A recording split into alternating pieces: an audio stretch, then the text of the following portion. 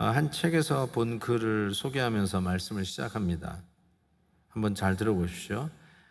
매사에 나에게 최선을 다하는 사람과 만나기도 모자란 시간인데 감정을 숨기는 사람, 내 뒤에서 뒷담화하며 비판하는 사람 때문에 소갈이 할 필요는 없다. 이렇게 간단한 토막글이지만 이 글만 봐도 우리가 얼마나 사람들의 비판에 지쳐 있는지를 느끼실 것입니다. 비판, 어떤 특정 직업을 가진 사람의 전유물이라고 느껴지는 비판, 아예 평론가, 비평가, 정치인, 죄송합니다. 정치하시는 분들, 그냥 입을 열면 비판하시는 분들. 근데 오늘 이 말씀은 산상설교 예수님께서 5장, 6장, 7장 이거를 1시간에 하신 거거든요. 쭉 설교를 하신 거예요. 저희처럼 이렇게 구절구절해서 한 주 한 주 이렇게 나가는데 지난주에 한 거 있다가 일주일 만에 다시 오늘 말씀을 시작하는 게 아니라 쭉 그 컨텍스트에서 전하는 메시지잖아요. 자, 그러면 그 상황에서 비판하지 말라는 누구를 염두에 두고 하신 말씀일까라는 생각을 해봅니다. 누구를 예수님께서 들으라고 빗대어서 비판하지 말라라고 하는 이 말씀을 하신 거라고 생각하십니까? 바리새인이죠.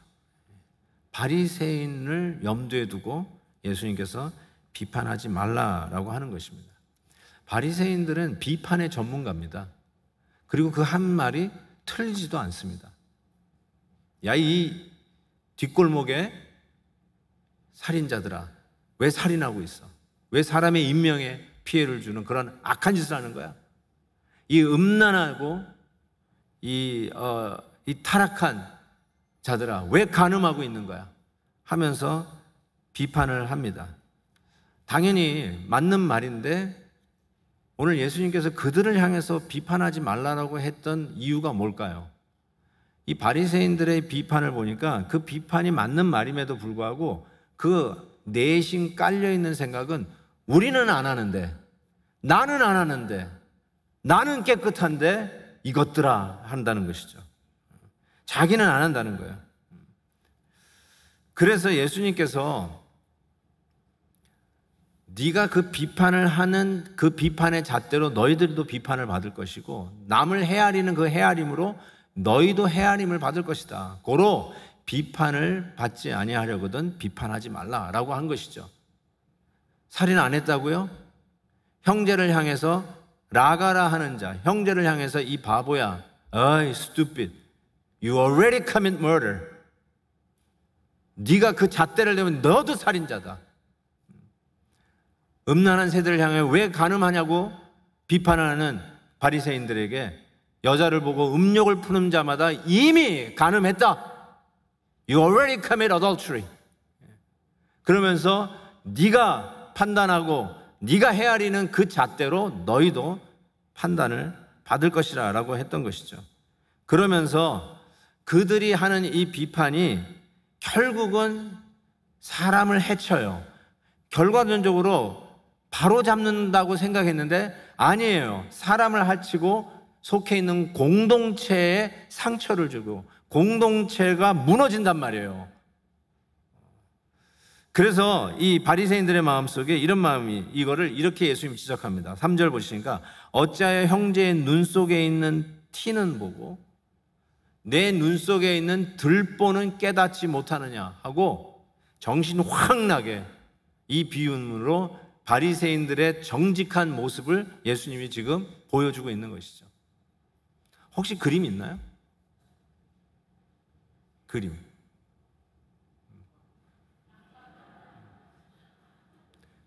저기 이렇게 박혀있는 저 바리새인이 형제 티끌, 저거 티끌 되게 크게 그리는데 원래 안 보이는 거예요. 야, 너 그 티 좀 빼라. 티는요, 여러분 눈물이 나가지고 뭐가 들어가는지 안 보일 때 후 불어달라 할 때 그게 티예요. 티 눈이 아니에요. 예? 다락기가 아니에요. 안 보여요. 안 보이는 그 형제의 티 그거 빼라고 하는데 실은 자기는 저렇게 들보를 눈에 받고 있다는 사실이죠. 바리새인들은 저는 이 예수님의 이러한 비유를 놓고 아마 그것도 비판하지 않았을까. 말씀에는 없죠. 그렇지만 이 바리새인들의 성격에 뭐? 눈에 들보를 끼고 다녀? 그러면서 팩트 체크. 눈에 들보 들어간 거 그거 눈에 들보 끼고 다니는 사람 본 사람 있어? 본 사람 없죠. 고로 예수님 왜 거짓말 하십니까? 예수님 왜 과장하십니까? 왜 있지도 않은 일 있다고 하십니까? 아마 틀림없이 예수님을 비판하지 않았을까? 저는 그렇게 생각합니다. 적어도 제가 영화 감독이라면 그 씬을 집어넣고 싶습니다. 어떻게든지 간에 비판을 하려고 하는 이 바리새인들의 이 생각을 보십시오. 어떻게 자기의 눈에 저렇게 우스꽝스럽게 들보를 눈에 끼고 다니면서 형제 눈에는 보이지도 않는 티를 빼라. 이게 얼마나 우스꽝스럽습니까? It looks so foolish. 정말 foolish하게 보여요. 너무너무 어리석게 보여요. 이 비판하는 자는 자기는 안 그렇다라고 하는 생각이 여기에 아예 정신에 박혀 있는 것 같아요. I am not like that. 근데 너는 왜 그 모양이냐? 지적하는 거죠. 나는 괜찮은데 너는 왜 그 모양이냐? 이것이 이게 바리새인들의 마음에 있는데 실은 예수님께서 같은 잣대를 들이대니까 너도 살인자고 너도 간음자라는 거죠.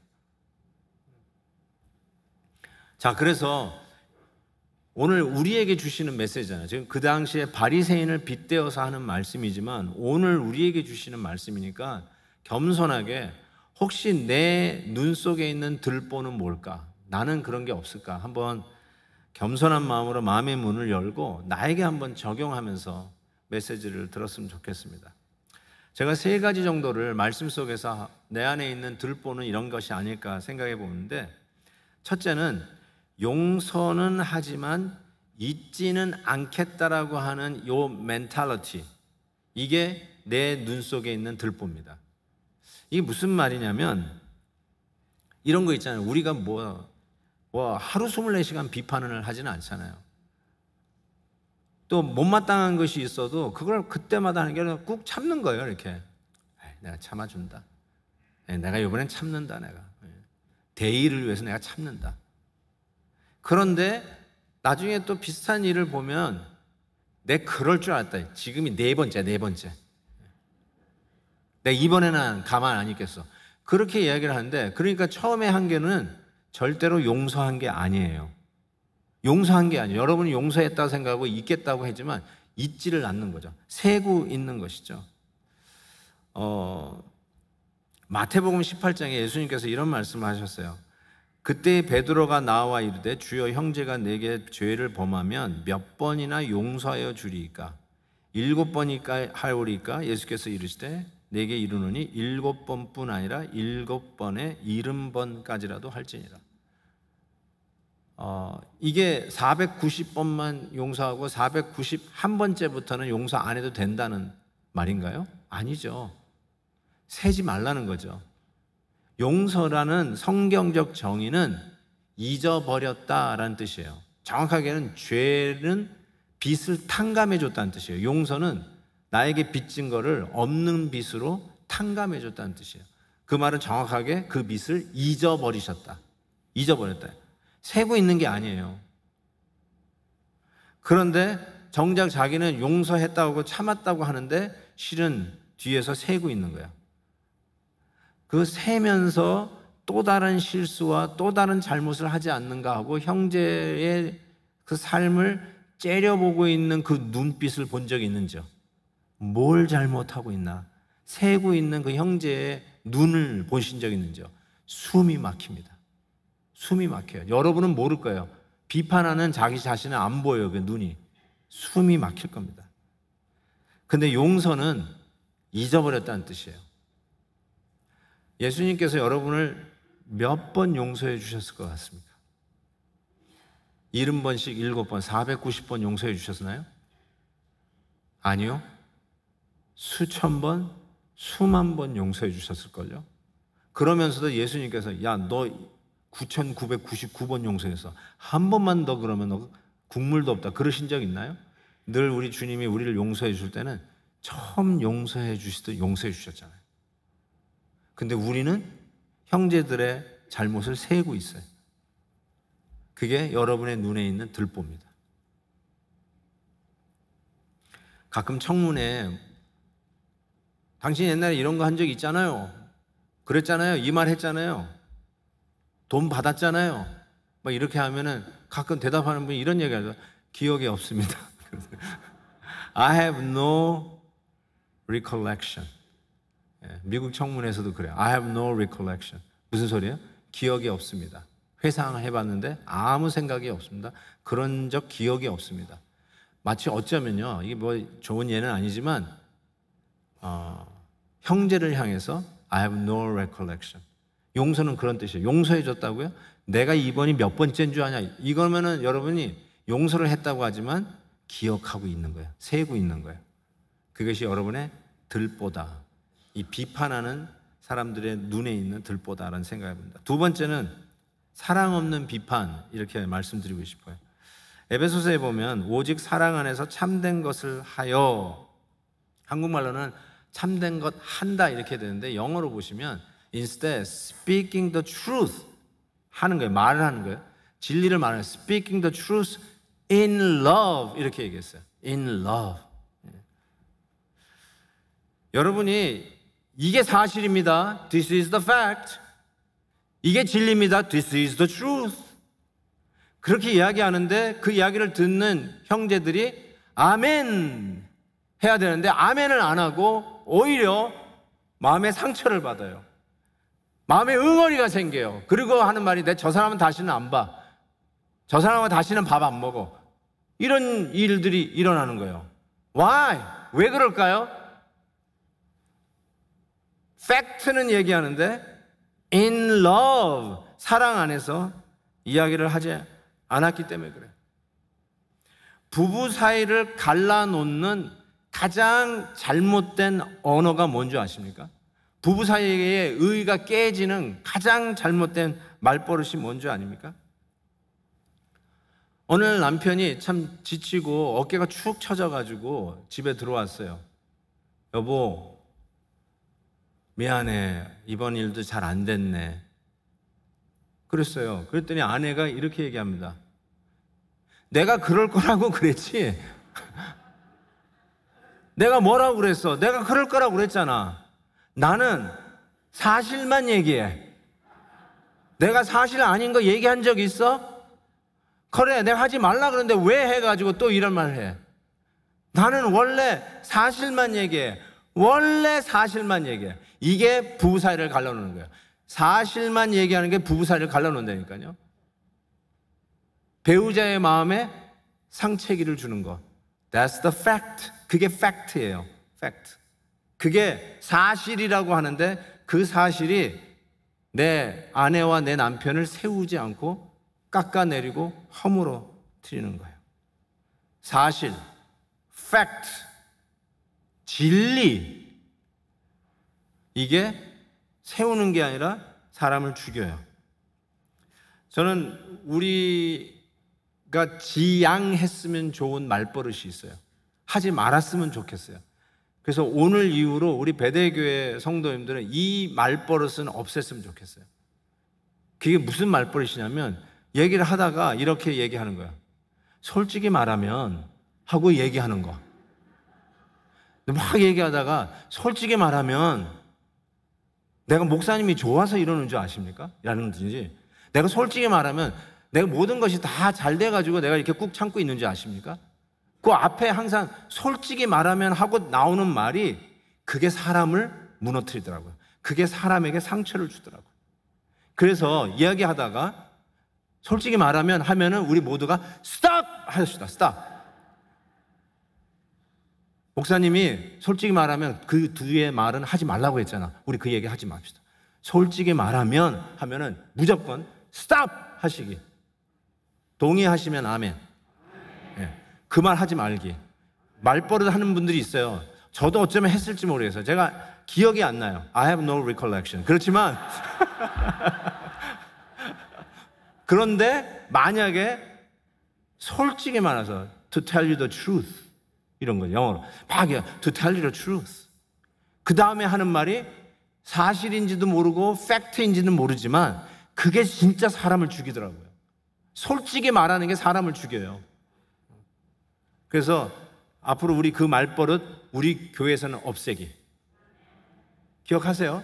그래서 부부끼리 얘기하다가 솔직히 말하면 당신은 뭐 잘못한 거 없는 줄 알아? 이러고. 그게 부부 사이를 갈라놓는 거예요. 솔직히 안 하면 난 당신 어머니도 못 믿어. 뭐 이런 거. 그러니까 그 말이 다 사람을 죽이더라고요. 솔직히 말하면 그 말 하지 않게. 그래서 부부 사이도 얘기하다가 남편이 솔직히 말하면 말이야. 그럼 잠깐 하지 말라고 그랬어 우리. 그런 거 하지 마. 하지 마. 없애기입니다. 아멘입니다. 예. 간음하는 현장에 여인을 잡아왔어요. 그리고 그 여인을 비판하려고 하는 돌 잡고 이제 때리려고 하는 군중들이 있었어요. 참 그때 그 여인을 죽이려고 하는 돌 잡고 있는 그 비판하는 군중들의 그 살기 어린 눈빛을 한번 상상해 보십시오. 한번 상상해 보세요. 지금 간음하는 여인을 현장에서 붙잡아 와가지고 다들 돌들을 붙잡고 있는 그 군중들의 살기 어린 그 눈을 보세요. Speaking the truth, maybe. 왜냐하면 율법대로 돌 맞아 죽어야 되니까. 근데 in love 이게 없는 거예요. 사랑 안에서 진리를 말하는 게 없어요. 사랑 안에서. 그래서 저는 세 번째 우리 눈에 있는 들보는 영적 실명이다 이렇게 말씀드리고 싶어요. Spiritual blindness. Spiritual blindness. 이게 무슨 소리냐면 그 아까 돌을 들고 있는 그 사람들, 간음하는 여인을 fact, 사실대로 처리하려고 비판하는 돌을 들고 있는 그 사람들에게 예수님이 뭐라고 말씀했냐면 너희 중에 죄 없는 자가 먼저 돌로 치라. 너희 중에 죄 없는 자가 돌로 치라.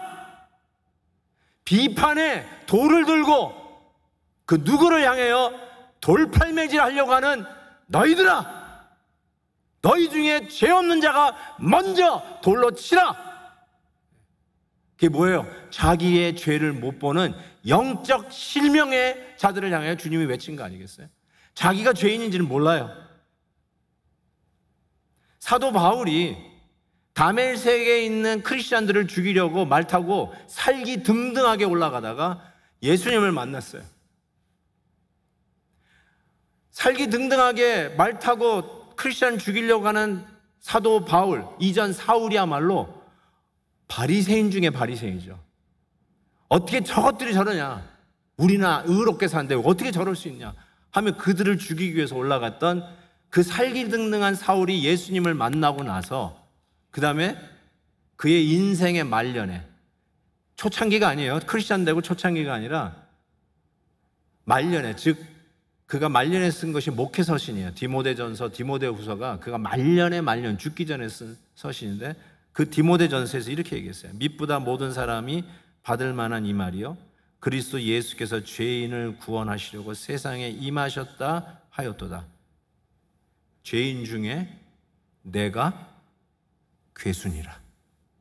I am a chief sinner of sinners. 내가 제일 왕초 죄인이다. 내가 비판을 하는 게 아니라 비판받아야 할 죄인 중에 괴수다. 아직 덜 된 성숙하지 못한 크리스찬으로 얘기하는 게 아니라 성숙한 1차, 2차, 3차 전도여행 다 끝나고 그의 인생의 말년에 익은 곡식처럼 고개를 숙이고 있는 그 성숙한 사도 바울이 하는 말이 뭐예요? 나는 죄인 중에 괴수다.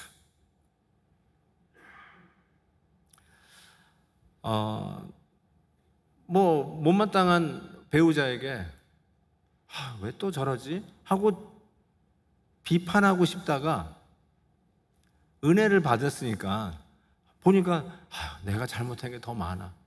내가 더 잘못한 게 더 많은 게 보이는 거예요.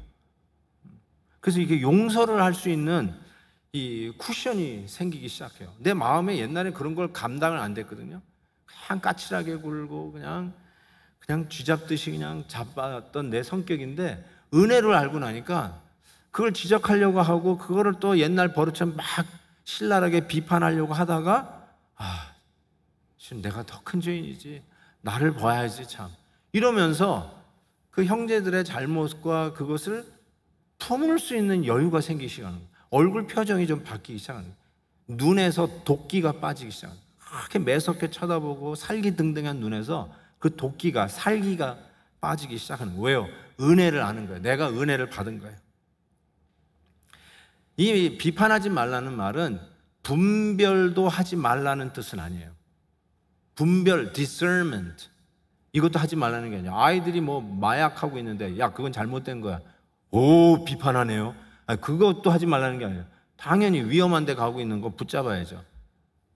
빨간불인데 막 길 건너가려고 하는 우리 어린 아들 딱 잡아야죠. That's not right, 이렇게 잡아야죠. 그런 거 discernment, 분별도 하지 말라는 뜻은 아닙니다. 그런데 예수님께서 왜 이 말씀을 주시냐면 비판함으로 인해서 우리가 가장 소중하게 생각하는 이 가족 공동체가 상하는 거예요. 상체기가 나는 거예요. 우리가 가장 소중하게 생각하는 주님의 몸, 교회가 상처가 나는 거야. 상체기가 나는 거야. 막 찢기는 거예요. 그래서 그거 하지 말라는 거예요. 근데 분별은 해야 돼요. 자, 분별하는 것을 오늘 본문 마지막 절에 이렇게 얘기하고 있어요. 거룩한 것을 개에게 주지 말며 너희 진주를 돼지 앞에 던지지 말라. 개하고 돼지는 분별해야죠. 그 분별을 제대로 못하고 막 더러운 데에 있는 그 돼지에다가 거룩하고 좋은 진주를 던지지 말라는 거예요. 전혀 어프리시에이트 안 하니까. 이게 얼마나 소중한 걸 모르니까 돼지구나, 거기에다 진주를 주지 말아야지. 자, 그 이유가 뭘까요? 왜 이런 분별을 해야 될까요? 자, 보세요. 그들이 그것을 발로 밟고 돌이켜 너희를 찢어 상하게 할까 염려하라. 공동체가 상하지 않게, 찢겨지지 않게, 그건 분별해야죠. 그건 분별해야죠. 그러면서 갈라디아서 6장에 이 분별하면서 어떻게 세워야 되냐를 이렇게 얘기하고 있어요. 형제들아, 사람이 만일 무슨 범죄한 일이 드러나거든, 범죄한 일이에요. It's a criminal, it's a crime. 방법론이 아니에요. 내 하는 식, 저 사람 하는 식의 차이를 얘기하는 게 아니에요, 여러분. It's crime이라고 하는 그 범죄, 이게 드러나거든. 신령한 너희는 온유한 심정으로, 그게 뭐예요? In love, speaking the truth, in love. 온유한 심정으로 그러한 자를 바로 잡고, 이렇게 해서 바로 잡고. 이게 의사 선생님들이 쓰는 말이에요. 특별히 정형외과. 뭐예요? 부러진 팔을 제대로 놓는 거예요. 위골된 거를 다시 끼라는 거예요. 어깨가 빠졌어요? 어깨를 다시 끼라는 거예요. 그게 바로 잡는 거예요. Restore, rebuild. 그러니까 상책이 내서 너는 이 사회에서 매장시키겠다, 다시는 나오지 밟아놓겠다, 이게 아니라 restore, rebuild 하려고 하는 면에서 그 형제들의 잘못된 것을 사랑으로 가서 바로잡으라. 비판하라가 아니라 그들의 잘못을 이야기해야 돼. To rebuild, to restore, 회복하기 위해서 하라는 거예요. 그러면서 내 자신도, 왜냐하면 비판했으니까 또 비판받을 수 있으니까 네 자신도 살펴봐 시험받지 않도록 조심하라라고 말씀하는 것이죠. 그래서 잠언에서는 이런 말씀을 했어요. 잠언 9장이죠. 거만한 자를 책망하지 말라. 거만한 자는 분별하셔야 돼요. 그 거만한 자, 그거를 예수님은 개, 돼지라고 한 거예요. 개, 돼지에게 진주, 이 하나님의 말씀, 권면, 이거 하지 말라는 거예요. 그건 분별하라는 거예요. 왜 그런가 했더니 그가 너를 미워할까 두려워하니라. 이게 여러분이 남들이 나를 어떻게 생각할까 하는 그런 걸 얘기하는 게 아니라 아까 얘기한 대로 공동체를 찢고 상하게 한다는 거예요. 돼지하고 개는 이걸 모르니까 오히려 더 썽을 내고 오히려 더 상체기를 낸다는 거예요. 그래서 그건 구별하는 거예요. 저는 이런 생각을 좀 해봤어요. 정말 여러분이 누구에게 뭘 이야기하고 싶으잖아요. 저 사람 정말 이거 잘못된 것 같아. 그러니까 이게 팩트입니다 라고 얘기했는데 저 사람이 아멘을 안 해. 왜 그럴까 생각해보는데 첫째로 사랑으로 안 해서 그래요. 정말 사랑하는 마음이 없는 거예요. 그냥 저 사람 잘못을 지적하면서 오는 반사익 유익. 나는 의롭다. 나는 잘하고 있다. 그 여러분이 생각 안 하시면 무의식수 다 있는 거예요. I'm doing fine. 그렇죠? 너는 잘못됐어. So I'm better than you. 이게 깔려 있는 거라니까. 그게 정확하게 바리새인의 정의 아니에요? 그게 바리새인이에요. 남을 지적하면서 자기는 의롭다는 거를 반대로 보여주는 사람. 이게 바리새인 아니에요? 그러니까 사랑으로 안 해요. 내가 이 사람을 위해서 일주일 동안 금식기도 해가면서 그 사람을 향한 벅차오르는 사랑이 딱 오면 그때 얘기하세요. 그 사람 지적하려고 하지 말고. 그래서 그 얘기를 들으면 사람이 고치는 거예요. 아, 정말 고맙다고. Thank you for your advice. Thank you for correcting me. 이게 정말 마음에서 우러나거든요. 근데 사랑으로 얘기 안 하면 상처만 받아요. 사랑이 아니면 얘기하지 마세요. 근데 이런 경우도 있어요. 반대로 보면 나한테 누가 충고를 한마디 안 해. 그 이유는 뭘까? 어쩌면 여러분이 돼지가 돼가고 있는 거예요. 진주의 가치를 모르는 돼지가 돼가고 있는 거예요. 그래서 주위에 사람, 야, 저 사람한테 얘기하지 마. 문제나 만들어. 저 사람한테 뭐 이런 저런 얘기하지 마. 이거의 가치를 몰라. 그냥 놔둬. 이렇게 되는 거예요. 그래서 어쩌면 아무도 나한테 형제님, 자매님 하면서 진지하게 이런 충고를 해주는 사람이 없으면 내가 개가 되고 있나? 돼지가 되고 있나? 생각해 보라고요. 진짜로. 완벽한 사람이 어디 있어요? 예? 부부가 사랑하는 마음으로 제일 먼저 해주세요. 부부가 해주시는 거예요. 저를 제일 많이 비판하는 아주 아리따운 아내가 저에게는 있습니다. 그게 나를 살려요. 진짜로. 그게 살리는 거예요. 왜요? 사랑하니까 얘기해 주는 걸 내가 알거든요. 그러니까 이렇게 들려요. 아, 이런 거구나.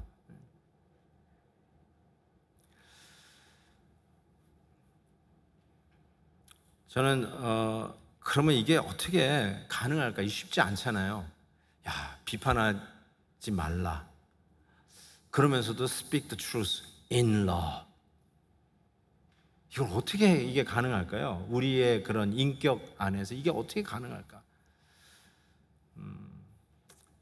결론을 얘기할까요? 복음 말고는 이게 가능하지 않습니다. 십자가의 은혜 아니고는 절대로 이게 가능하지 않습니다. 그래서 오늘 말씀에 제가 힌트를 드릴게요. 에베소서 4장에 보면 이런 말씀이에요. 서로 친절하게 하며 불쌍히 여기며 서로 용서하기를 하나님이 그리스도 안에서 너희를 용서하신 같이. 이게 여러분이 받은 은혜대로 하라는 거예요. 은혜대로. 그러니까 이 받은 은혜가 있어야 남을 용서하는 거예요. 받은 은혜가 있어야 speaking the truth in love가 가능해지는 거예요. 받은 은혜가 있고 그래야 용서하고 진짜 잊어버릴 수 있는 이러한 복음의 공간이 생기는 거예요. 내가 하나님 앞에 수천 수만 번 용서를 처음 받듯이 계속 받는 거를 알아야, 이런 은혜를 내가 오늘도 누리고 있는 걸 알아야 작은 형제의 눈에 보이지도 않는 그 티에 대해서 용납하고 받아주고 이해하고 용서할 수 있는 여유가 생기는 거예요. 이거 외에는 다른 길이 없어요. 진짜로 그래요. 다른 길이 없어요. 그래서 예수님도 팔복, 산상설교 팔복 얘기하면서 마태복음 5장 보면 긍휼히 여기는 자는 복이 있나니 저희가 긍휼히 여김을 받을 것이고, 긍휼히 여김을 받은 자들이 남을 긍휼히 여겨요. 그렇게 살기 등등한 비판의 눈초리로 꼬아보지 않아요. 사람 숨막히게 하지 않아요. 가정이 여러분만 그 가정에 들어가면 가정이 갑자기 다 얼어붙어. 아, 이거 먼지가 있네, 여기 먼지. 다들 그냥 살얼음판이야. 왜 그러세요? 긍휼이 없어요. 긍휼함을 받지 못해서 그래요. 제가 한 이야기를 하고 인터넷에서 읽은 이야기를 가명으로 제가 이야기를 할게요. 제가 참 감동이 돼서 여러분에게 소개를 하고 싶습니다. 이런 얘기입니다. 이 초등학교 5학년 담임 선생님이에요. 초등학교 5학년 담임 선생님의 이야기인데 한번 들어보세요. 그리고 5학년짜리 학생 쟈니에 대한 이야기예요. 담임 선생님이 미스 킴인데, 담임 선생님 미스 킴이 자기 5학년짜리 학생 쟈니를 볼 때 이 쟈니는 수업 시간에 집중도 못하고 학업 능력이 너무 떨어져요. 그리고 별로 매력이 없는 학생이에요. 수업 시간에 손을 들고 발표한 적도 없어요. 수업에 흥미도 없고 늘 먼 산을 쳐다보는 무표정이 답답하기만 그지 없었습니다. 한마디로 말해서 좋아하기 힘든 학생이었습니다. 그래서 미스 킴은 쉽게 쟈니라고 하는 이 학생은 무능한 학생이라고 딱 낙인을 찍고 비판을 했습니다. 더 이상 발전 가능성이 없는 학생으로 평가를 하고 그의 성적표에다가 그의 평가를 하려고 하는데, 이전 담임 선생님이 평가한 그것을 보게 되었어요. 거기가 보니까 1학년 때 담임 선생님이 쟈니를 이렇게 평가했어요. 쟈니는 그의 학업 태도에 진전을 보입니다. 그러나 쟈니 가정은 아주 가난한 형편입니다. 여러분 아시죠? 아이들 성적표 보면 선생님이 여러분 자녀들을 평가하는 거 있죠? 저도 그거를 참 좀 귀담아 들었는데 지금도 기억나요. 우리 자녀들 선생님이 평가한 그 한 문장이 자꾸 기억이 나는데 정확하게 맞아요. 선생님들이 잘 보더라고요. 그러니까 이게 맞는 말이에요. 이게 실화입니다. 2학년 때 쟈니를 본 담임 선생님이 이렇게 평가했어요. 쟈니는 더 잘할 수 있는데 쟈니 어머니가 많이 아프셔서 쟈니가 집에서 도움을 받을 수 있는 것은 거의 없는 것 같다. 3학년, 쟈니는 착한 학생인데 너무 매사가 심각하다. 천천히 배우는 슬로우 러너이다. 그의 어머니가 작년에 돌아가셨다. 4학년 때 쟈니는 매우 느리지만 행동 거지가 바릅니다. 그러나 그의 아버지는 아들에게 전혀 관심이 없어 보입니다. 그래서 이제 이 5학년 담임 선생님에게 평가를 하는 것이 주저가 되었어요. 드디어 이제 학기 말 크리스마스 시즌이 다가올 때 이 미스 킴 선생님 반 아이들이 이제 다 모였는데 선생님들에게 선생님에게 고맙다고 학생들이 이렇게 작은 선물을 가지고 함께 모였어요. 근데 놀라운 것은 그 쟈니라고 하는 학생 역시 이 담임 선생님 미스 킴에게 선물을 가지고 왔는데 엉성하게 포장한 선물인데 열어보니까 예쁜 이 라인스톤 팔찌가 있었고요. 그리고 향수병이 있었는데 반쯤 쓰다 남은 향수병이 있었습니다. 학생들이 딱 그걸 보면서 키득키득 낄낄거리면서 웃었습니다. 그것을 본 미스 킴 선생님이 그 팔찌를 자기의 팔에 딱 끼고 그리고 그 향수를 자기에게 뿌리면서 와, 향이 좋다 이렇게 이야기를 합니다. 자, 수업이 다 끝나고 이제 아이들이 다 집에 돌아갔는데 쟈니가 기다리고 있는 거예요. 그러면서 이 쟈니가 꾸역꾸역 이렇게 이 선생님 앞에 오더니 이렇게 얘기해요. 선생님에게서 우리 엄마 냄새가 나네요. 그리고 우리 엄마 팔찌가 선생님에게 너무 잘 어울립니다. 하고 이 말을 하고 떠납니다. 그 얘기를 하고 떠는데 이 미스 킴 선생님이 그 자리에서 자기 교실에서 무릎을 꿇고 하나님 앞에 회개를 합니다. 하나님, 제가 쟈니를 잘못 판단했습니다. 잘못 알고 잘못 비판했습니다. 용서해 주세요. 하고 자기의 잘못을 하나님 앞에 회개했어요. 그리고 그 다음 날 수업에 우리 학생들이 모였는데 미스 킴 선생님은 어제의 미스 킴 선생님이 아니었어요. 다른 선생님이었어요. 그래서 한 학생들을 진심으로 사랑으로 대하며 돌보는 선생님이 되었어요. 그 이후 놀랍게도 쟈니의 성적이 오르기 시작했어요.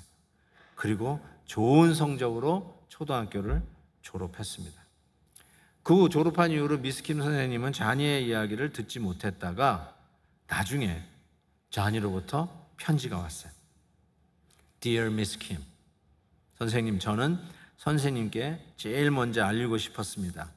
제가 우리 반에서 2등으로 졸업을 했습니다. 사랑하는 자니가. 그 후에 4년이 지났어요. 아무 소식이 없다 4년 후에 또 편지가 날라왔어요.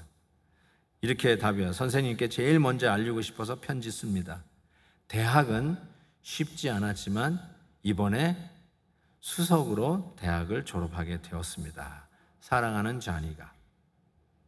그리고 또 수년 후 편지가 없다가 우리 자니에게 또 편지가 왔어요. 선생님, 저는 Dr. Johnny Y. Lee입니다. 하하, how about that? 선생님께 제일 먼저 알립니다. 그리고 다음 달 27일에 저는 결혼합니다. 그리고 저희 엄마가 살아계셨다면 앉으셨을 자리에 선생님이 앉아주셨으면 좋겠습니다. 선생님이야말로 저에게 유일하게 남아있는 가족입니다. 작년에 저희 아버지가 돌아가셨습니다. 사랑하는 자니가. 당연히 이 미스킴 선생님이 그 결혼식에 참석하고 그리고 그의 어머니가 앉았을 그 자리에 앉아서 자니의 결혼식을 흐뭇하게 지켜보면서 하나님 앞에 감사했습니다. Speaking the truth in love. 비판하지 마라. 사려 깊은 이 선생님이 한 사람의 인생을 바꿔버렸어요. 엄마 아빠의 사려 깊은 행동이 소망이 없다고 사이에서 지적받는 우리 자녀들을 일으킬 수 있어요. 세상에서 실망하고 지쳐서 축 처져서 교회에 앉아있는 우리 성도님들을 여러분들의 한마디로 다시 소망 속에 일으킬 수 있어요. 비판하지 마세요. 사랑하세요.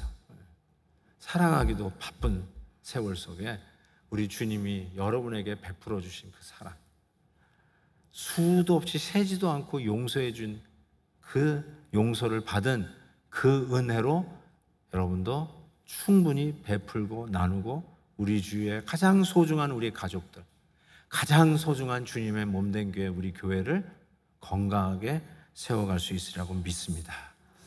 우리 같이 한번 찬송하십시다. 저는 이 찬송이 참 좋은데요.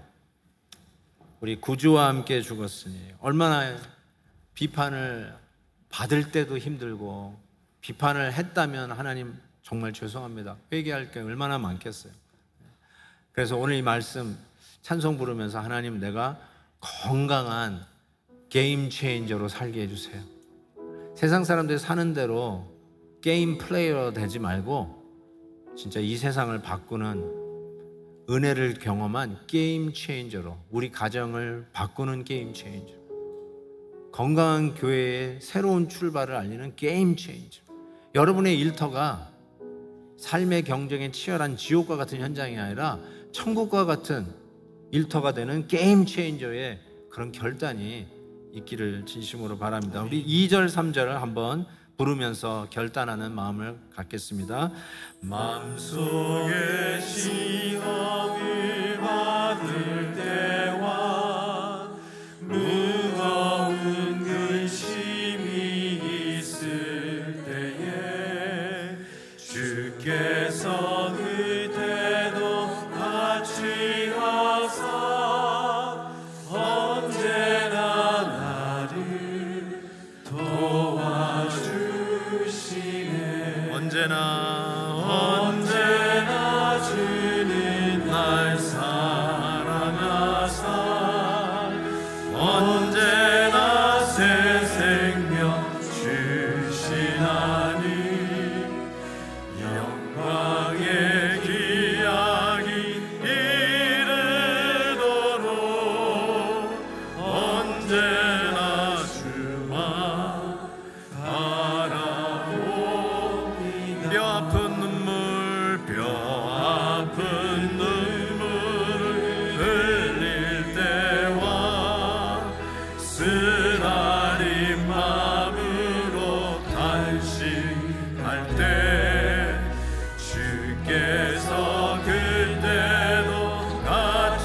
하사 언제나 나를 생각하시네.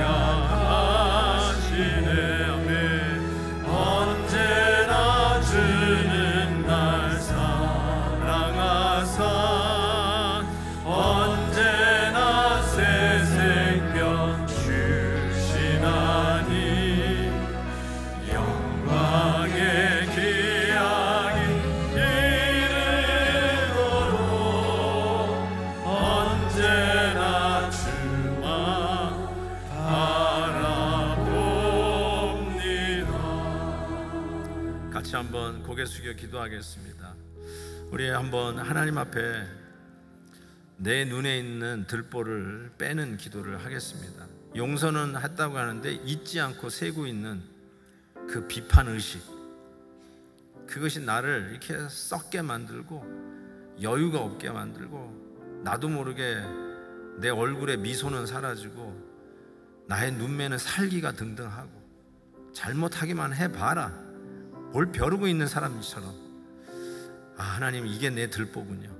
들보를 빼겠습니다.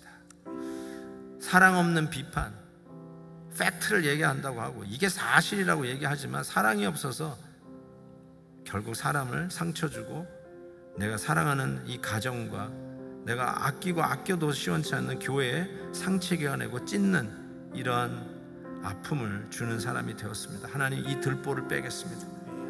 그리고 나의 실수와 나의 잘못을 보는 이 영적 눈을 좀 뜨게 해주세요. 이 영적 실명 속에 남만 비판하는데 하나님 아버지 나의 죄의 깊이를 보는, 내가 죄인 중에 괴수라는 것, 사도 바울의 고백이 내 고백이 되게 해달라고 들보를 빼는 결단의 기도를 하나님 앞에 드립시다. 기도합니다. 하나님 아버지, 내 눈에 들보를 뺍니다. 하나님 정말 용서는 한다고 하지만 형제의 잘못을 세고 있는 나의 모습은 아닌지 하나님 용서하여 주옵소서. 하나님 나의 죄의 깊이를 보는 눈을 뜨게 하옵소서. 내가 얼마나 큰 죄인지를 깨닫게 해 주옵소서. 나의 입술의 모든 말과 나의 입술의 모든 말과 나의 마음의 묵상이 주께 연락되기를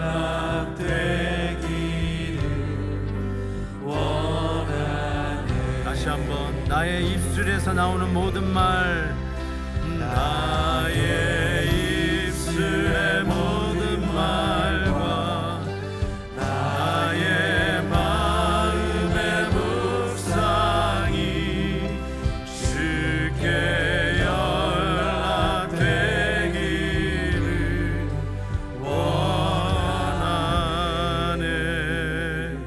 하나님 아버지, 정말 예수님을 믿고 셀 수도 없는 용서를 받고 셀 수도 없는 수많은 기회 속에 오늘도 우리가 이 자리에 있건만 형제들의 실수와 형제들의 잘못을 그거를 담아내지 못하고 비판하고 지적하고 상처 주고 사랑 없이 사실이라 이게 진리라고 이야기했던 우리들의 이 입술이 하나님 앞에 성령의 불로 지짐받고 다시 한번 파수꾼이 우리의 입술을 지켜주셔서 허무는 비판이 아니라 형제를 바로잡는, correcting하는, restoring하는, 위골된 뼈를 다시 갖다 붙여주는, 세우는 사랑이 우리 가운데 있기를 간절히 소원합니다. 하나님, 그래서 더 아름다운 우리 가정, 더 아름다운 우리의 일터의 공간, 그리고 하나님 honoring하는 믿음의 공동체 우리 교회 되게 해 주옵소서. 예수님의 이름으로 기도하옵나이다. 아멘.